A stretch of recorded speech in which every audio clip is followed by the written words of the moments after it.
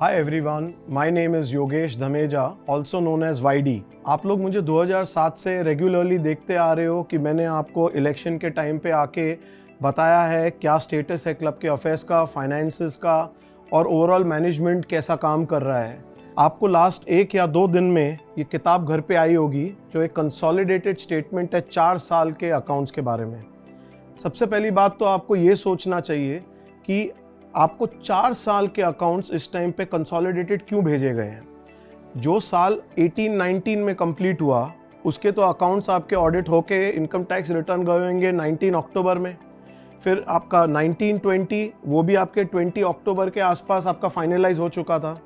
फिर 2021 आपका 21 के अक्टूबर में फाइनलाइज हो चुका था।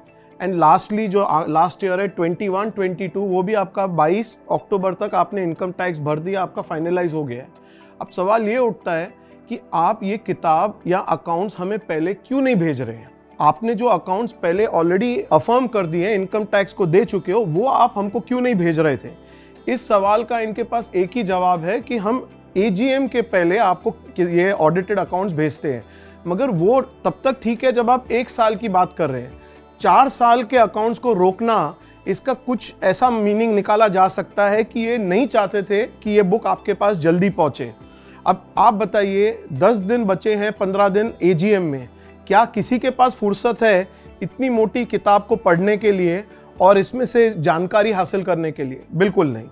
तो मैं आपके लिए कुछ डिटेल्स निकाल के लाया हूं जो मुझे ऐसा लगता है आप चौंक जाएंगे ये सब सुन के। पहले बात करते हैं हम क्लब के लॉसेस के बारे में। तो आपको ये जानकर हैरानी होगी कि लास्ट 3 साल जब से ये मैनेजमेंट ने अपने हाथ में लिया है क्लब का मैनेजमेंट, तो 19-20 में club has suffered a loss of 40.20 crores in that year and that is reflected in on page number 92। इसके बाद आते हैं अगले साल यानी 20-21। उस साल में हमारा 30.69 करोड़ का लॉस हुआ है, वो है आपका पेज नंबर 138 पे। एंड उसके बाद फिर आपका करंट ईयर जो खत्म हुआ 21-22, उसके अंदर हमारा 73.17 करोड़ का लॉस हुआ है 1 साल में, या वो है आपके पेज नंबर 183 पे। तो ये 3 साल का लॉस मिला के 145 करोड़ हो जाते हैं आपका ओवरऑल लॉस।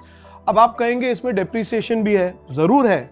तो डेप्रिसिएशन को अगर हम हटा दें और हम सिर्फ कैश लॉस की बात करें तो that cash loss alone is somewhere around 95 crore the operational loss.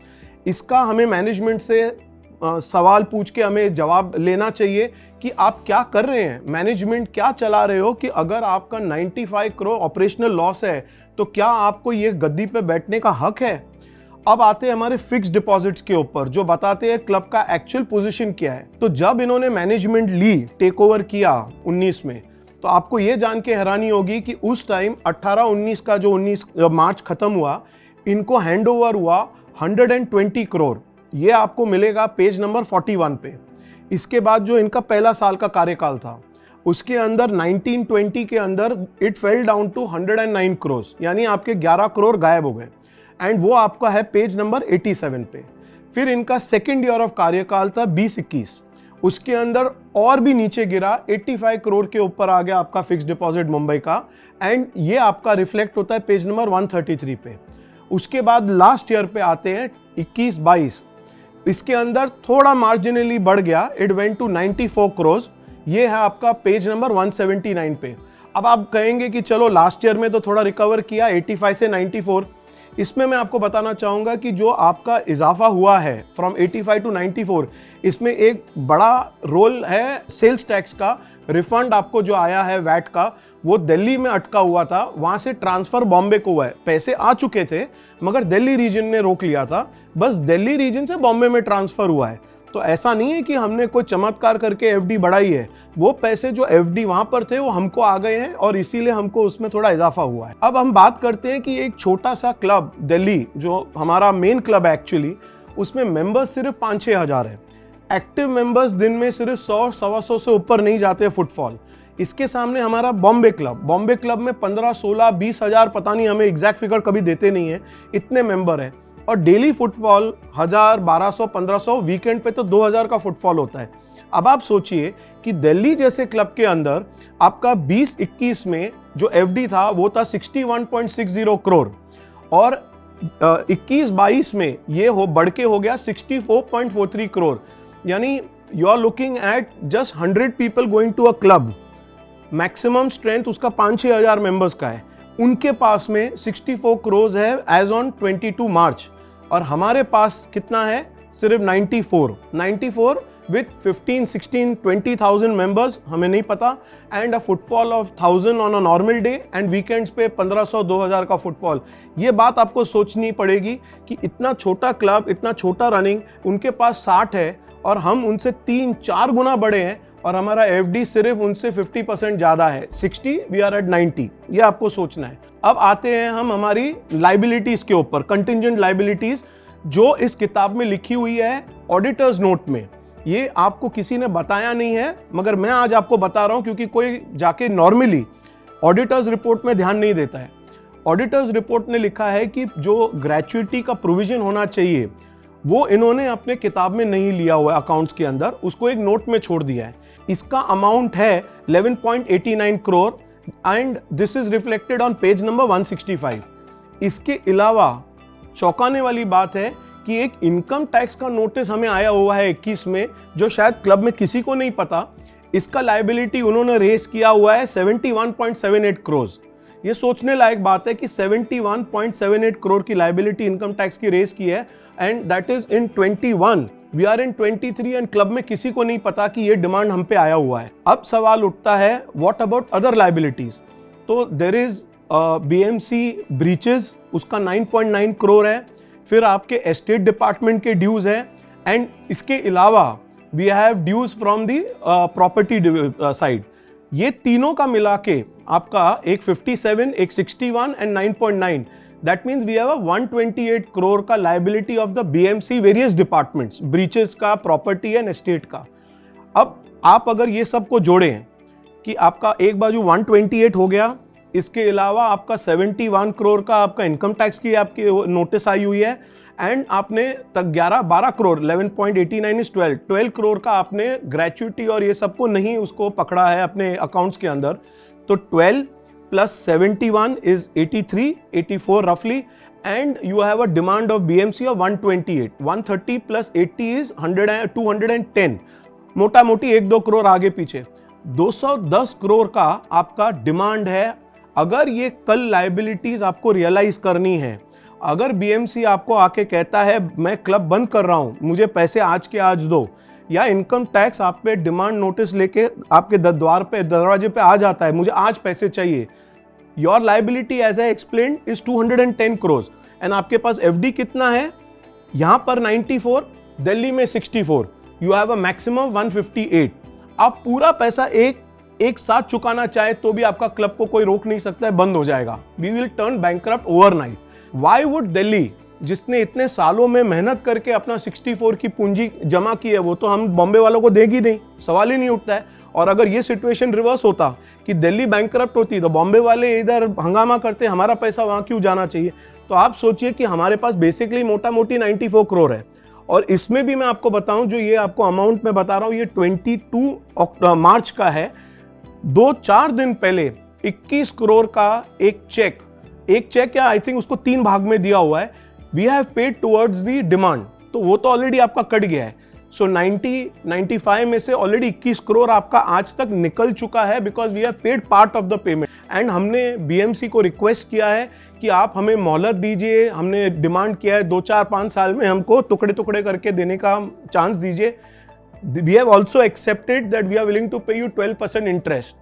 अब आप ये सोचिए कि ये जो हमारे 90 करोड़ के फिक्स डिपॉजिट्स है वो बैंक में पड़े हैं, और हमको इसका इंटरेस्ट कितना मिल रहा है? We are getting barely 5 or 6% in the fix deposit.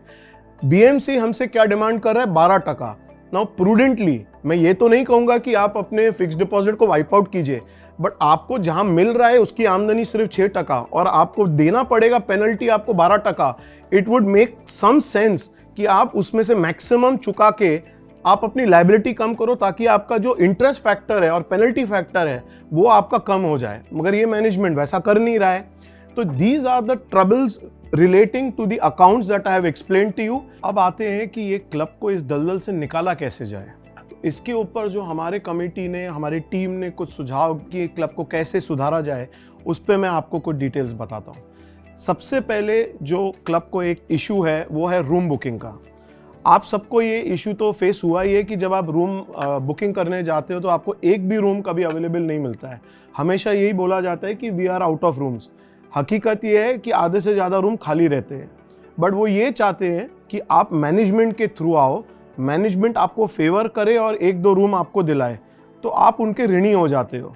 तो ये सबसे पहले हम रोकेंगे, क्लब को ऑनलाइन कर देंगे रूम बुकिंग, ताकि आप डायरेक्टली ऑनलाइन चेक कीजिए, अगर रूम अवेलेबल है आप पेमेंट कर दीजिए या अपने मेंबरशिप कार्ड पे डेबिट कर दीजिए एंड रूम आपका, आपको किसी के पास आना नहीं पड़ेगा।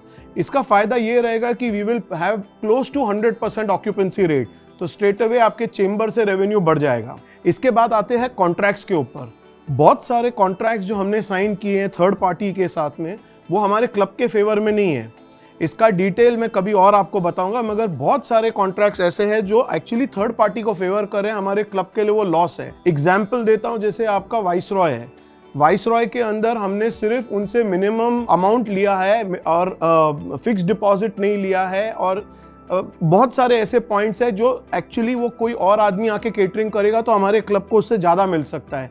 होर्डिंग्स का एक पॉइंट है, फिर डोम का है आपका, और भी ऑपरेशनल है, 5 सेक जो बाहर फुटबॉल चलता है। तो ये सबको हम रीनेगोशिएट करेंगे जिसमें हमारा फायदा हो, ना कि थर्ड पार्टी का। एक आइडिया ये भी है कि जो हमारे यहाँ स्पोर्टिंग इवेंट्स होते हैं वो क्लब खर्चा करता है कोई भी आपके ऑर्गेनाइज करने में। अगर ये हम स्पॉन्सरशिप ला सके एक थर्ड पार्टी का, जिसका जो स्पोर्ट है, जैसे योनेक्स है, अगर वो बैडमिंटन करे, या अगर स्लैजेंजर है वो क्रिकेट का करे, ऐसा कुछ अगर हम किसी स्पॉन्सरशिप को ला सकते हैं जिसमें क्लब का खर्चा कम हो या ना हो और थोड़ी आमदनी भी मिले, at the same time sports promote हो रहा है, तो वो भी हम करने की करेंगे जिसमें क्लब का बेनिफिट हो। फिर स्टाफ का एक बहुत बड़ा प्रॉब्लम है जो आपने खुद देखा होगा कि शायद कोई दिन ऐसे होता है जितने मेंबर नहीं है उससे बढ़कर स्टाफ आते हैं क्लब में ऑन अ डेली बेसिस। हमारे पास 3 कैटेगरी है, एक परमानेंट है, एक टेम्पररी है और एक कॉन्ट्रैक्चुअल लेबर भी है। ये 3 के अलावा भी आपके जो क्लीनिंग डिपार्टमेंट है ये अलग है, मेंटेनेंस है वो अलग है। तो आप सोच सकते हैं कि 1000 लोग के एवरेज फुटफॉल के लिए स्टाफ कितना है, total is more than 500 people. तो एक मेंबर के पीछे 2 आदमी काम कर रहे हैं क्लब में, विच इज रिडिकुलस। ऐसा नंबर तो शायद इंडिया में कोई क्लब में नहीं है। तो ये चीज़ पे हम गौर करेंगे अपना खर्चा कम करने को। खर्चा कम होगा तो ऑटोमेटिकली आपका प्रॉफिटेबिलिटी बढ़ेगा।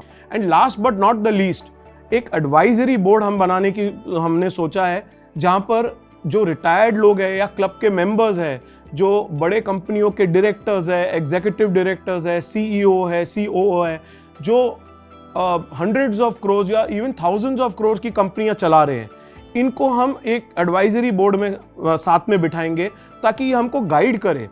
हम मैनेजमेंट है, इसका मतलब नहीं कि हम भगवान बन गए, हमें सब आता है, बिल्कुल नहीं। ऐसे और दिग्गज लोग हैं क्लब में जिन्हें हमसे काफ़ी ज़्यादा मैनेजमेंट के बारे में पता है, बट वो इलेक्शन में नहीं खड़ा होना चाहते, उनको ये बॉडी में नहीं आना है। तो एटलीस्ट उनको एक एडवाइजरी बोर्ड पे बिठा के, अपने साथ बिठा के, उनकी राय लेके हम उनसे नई चीज़ों के बारे में सीख सकते हैं कि क्लब को इस प्रॉब्लम से कैसे निकाला जाए। तो ये कुछ हमारे विचार है जिससे हमें लगता है कि क्लब के प्रॉब्लम्स को हम हल कर सकते हैं। अगर मोस्ट इंपॉर्टेंट है, अगर आप हमें मौका दें, आप हमें वोट करें, हमारा मैनेजमेंट अगर आए आज पावर में, तो ये हमारे प्लान्स है कि क्लब को हम कैसे इस तकलीफ से बाहर लाएं। तो प्लीज आपका कीमती वोट, आपका सपोर्ट हमें चाहिए। आप आके दीजिए 26 तारीख को वोट। एंड आपके साथ में जो आपके घर के मेंबर्स हैं, मेंबर्स ओनली प्राइमरी मेंबर्स जिनके कार्ड पे 01 लिखा है, ये ध्यान रखना। सेकेंडरी मेंबर, डिपेंडेंट मेंबर को वोटिंग अलाउड नहीं है। तो जो आपके मेंबर्स 01 कार्ड वाले होल्डर्स हैं घर के अंदर, आपके रिश्तेदार हैं, आपके कॉलेज फ्रेंड्स हैं, स्कूल के फ्रेंड्स हैं, आपके बिल्डिंग में रहते हैं, इन सबको ये लॉसेस के बारे में बताइए। उन्हें बताइए कि ये किताब पढ़ना चाहिए जो मैंने पेजेस के बारे में जिक्र किया। एक एक पेज खोल के देखिए, एक भी फिगर गलत नहीं है। एक एक पेज, एक एक फिगर आप करस्पॉन्डिंग चेक कर लेना। आपको जब इस चीज़ पे विश्वास हो जाए कि जो मैंने कहा एकदम सच है, तब आप आना वोट देने को, और इस टाइम हो सके तो पूरे ग्रुप को वोट देना। धन्यवाद, थैंक यू।